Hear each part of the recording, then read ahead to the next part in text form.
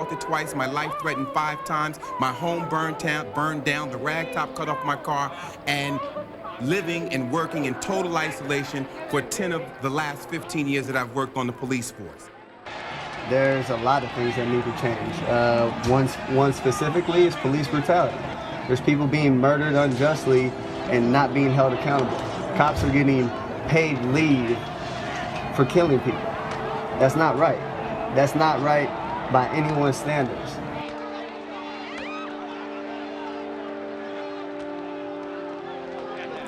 What if your justice depended on the color of your skin? Or what if where you live depends on whether you get to see another day? Police brutality, by definition, according to Encyclopedia Britannica, is the unwarranted or excessive and often illegal use of force against civilians.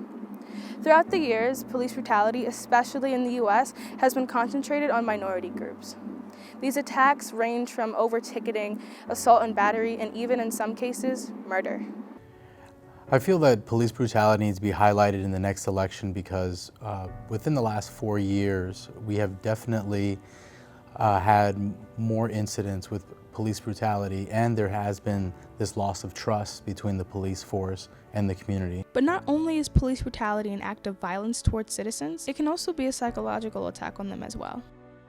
I believe that there are many ways that police brutality can be an attack on the mind, specifically inflicting psychic trauma on the victims.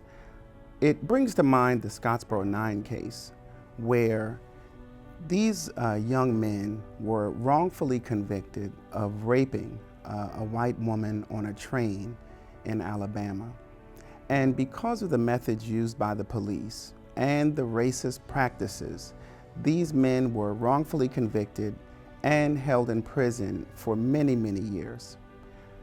The problem with this is that it causes psychological trauma and damage to not only the gentlemen that were involved, but also their families.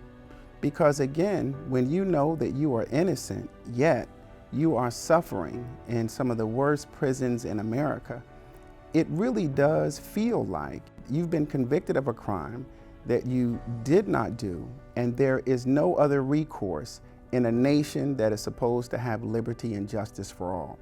Statistically, most acts of police brutality affect people of color, usually African Americans, according to Encyclopedia Britannica. Racial profiling plays a big role in police attacks, and according to mappingpoliceviolence.org, Black people are 3 times more likely to be killed by the police than white people. But not only is it the color of one's skin that affects their relationship with the police, but also where they live.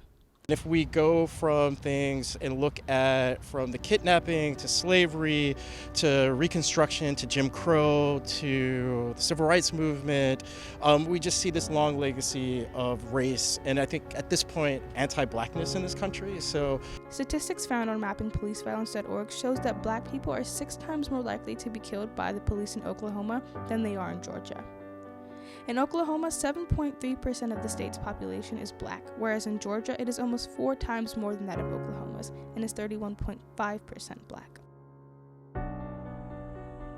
Data collected by the state of Missouri from over 20 years shows Black drivers are stopped at a rate that is 85% higher than white drivers, leading to over-ticketing and in some cases death. In states where the population is predominantly white, Black Americans are more likely to be killed due to racial profiling. Take the death of Alton Sterling, a 37-year-old African American killed by 2 Baton Rouge Police Department officers, for example. The Baton Rouge Police Department has a long history of racial profiling, and more than a third of Louisiana's law enforcement agencies lack any policy on racial profiling. Another case in which racial profiling is heavy is the Central Park jogger case. The 5 young boys who were charged with rape, riot, sexual assault, and robbery were all wrongfully convicted of the attack on Trisha Miley. The young boys, who at the time ranged from ages 14 to 16 years old, were brought in by police due to suspicions of their involvement in the attack.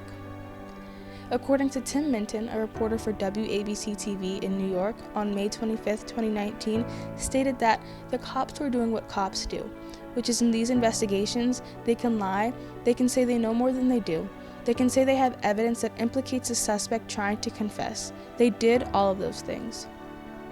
Many people of color believe that this case and the conviction of these boys was strictly based on their race. According to an article published by Temple University, the sexual assault of Trisha Miley tapped into the intractable racist ideas that linked people of color and the underclass with social pathology and sexual transgression. In order to reduce the police brutality rate nationwide, there have been proven solutions. It's all about just getting an understanding and showing respect to each other. The community understands that the police are just doing their job. We're there to help them. And the same with the police. You just got to respect people you encounter. And I think for the most part, police officers across the country do a great job. So when there's that mutual respect, things work out.